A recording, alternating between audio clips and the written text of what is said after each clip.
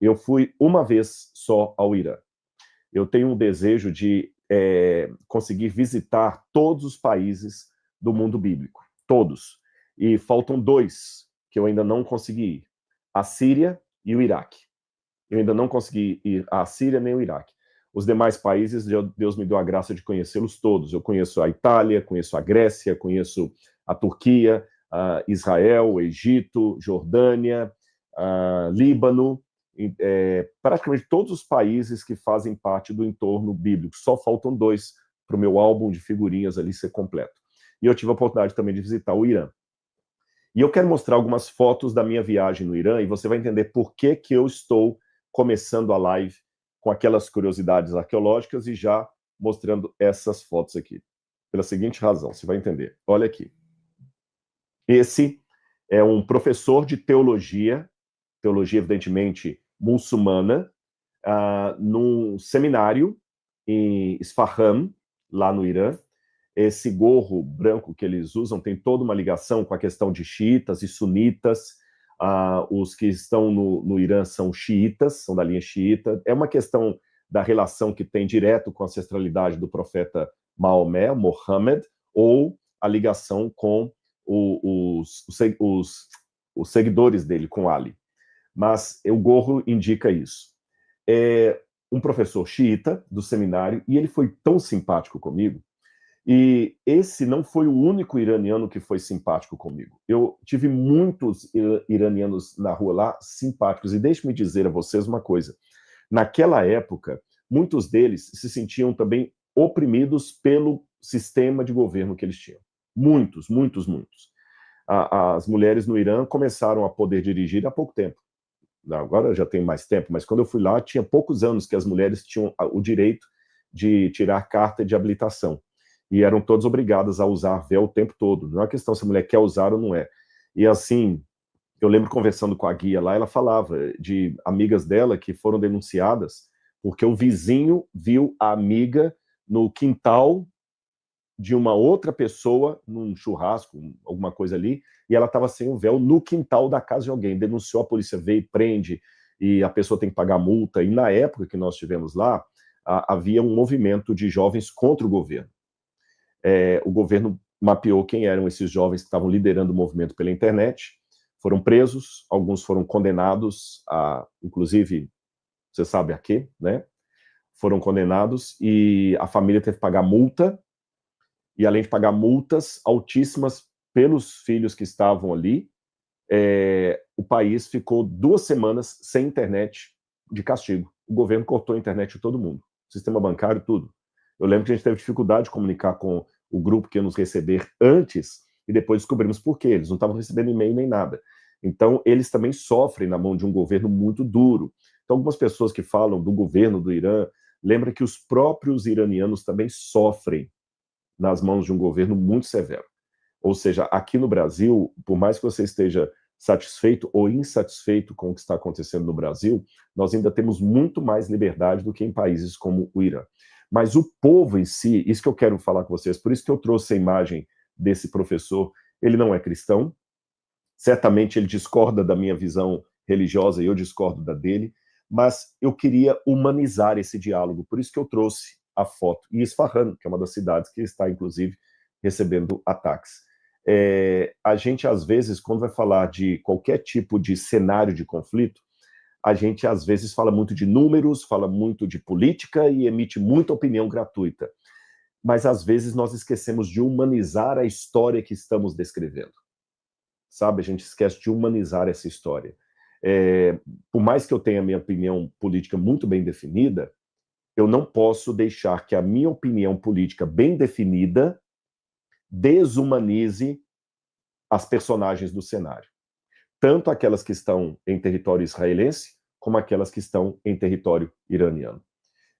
Porque o que eu vi ali é um povo, sabe, como nós, com medos e sonhos, jovens querendo ir para a faculdade, alguns a favor do governo, outros contra o governo.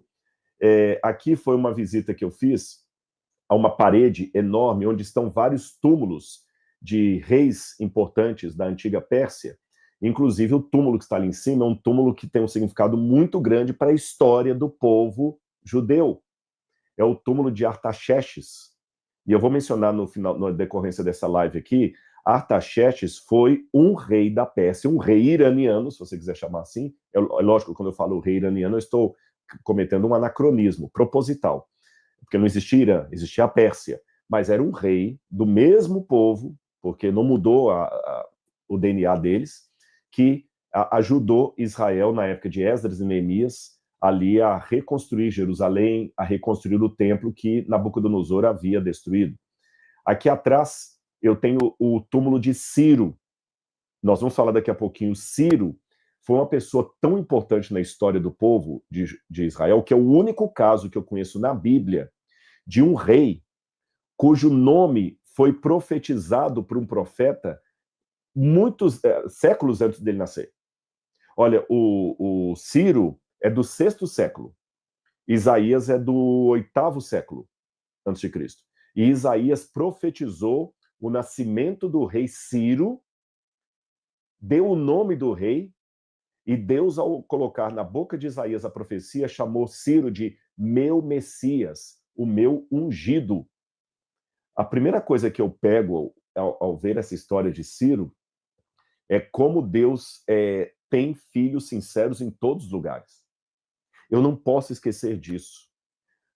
Você que é católico, testemunho de Jeová, mórmon, adventista, presbiteriano, batista, shintoísta, muçulmano, eu dou a liberdade de você ter a sua religião, a sua maneira de pensar, ainda que eu discorde dela, talvez.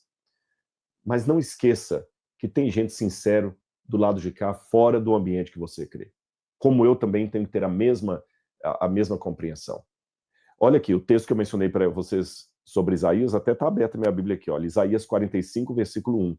Assim diz o Senhor ao seu ungido, a Ciro, a quem tomo pela mão direita para submeter as nações diante dele, para desarmar os reis e para abrir diante dele os portões que não se fecharão. Ciro foi profetizado por Isaías, um rei da Pérsia, do Irã, e foi chamado de meu ungido. Vocês estão notando que quando Deus chama Israel de meu povo, isso não significa exclusivismo? Olha que interessante. Não significa exclusivismo.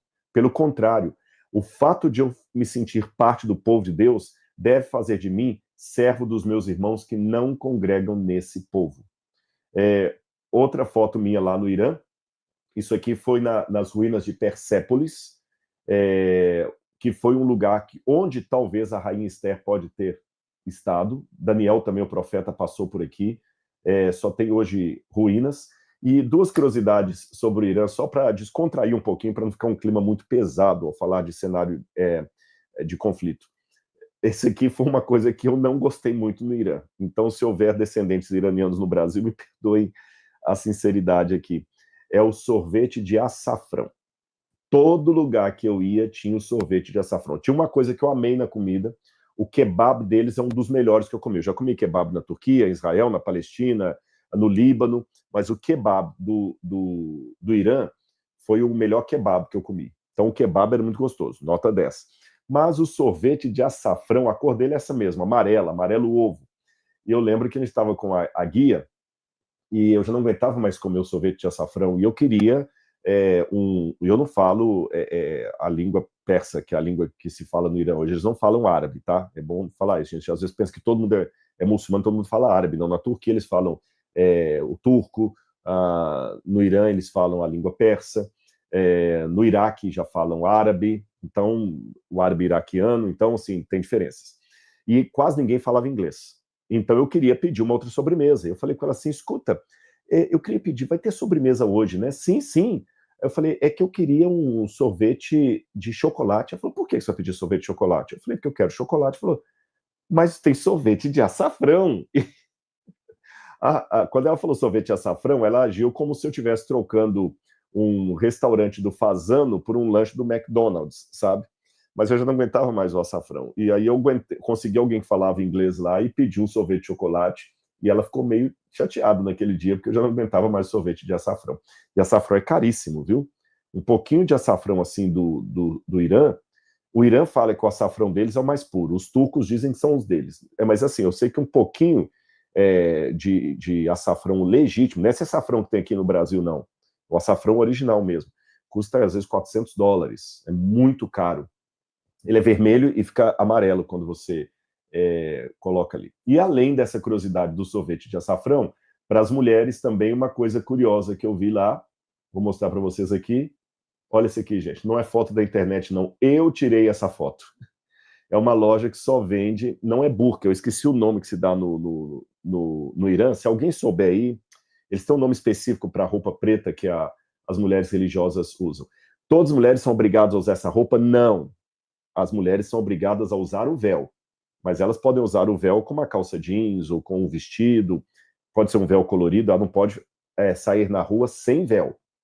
Mas essa roupa preta aí é mais das mulheres mais religiosas. Mas eu fiquei imaginando ali, meu bem, até aproveitando que você está aqui, como é que seria a Laura escolhendo uma roupa nessa loja? E demorando ainda, porque é tudo igual. Tudo igual. Tinha de criança também, pena que a foto cortou, aqui embaixo tem um manequim de uma criança, também foi perto de Isfahan. Chador, exatamente, Chador. Quem falou aí? Eu pesquisei. A Laura pesquisou, Chador. É isso mesmo. Então, aqui são alguns elementos que eu poderia falar com vocês do Irã. Agora vamos passar para uma outra parte da live, onde eu vou transmitir para vocês uma linha, vou chamar de evolutiva, eu não gosto muito dessa palavra evolutiva, uma linha do tempo do Irã. Como é que surgiram os iranianos, qual é a origem deles e tudo mais, tá bem? Então vamos aqui.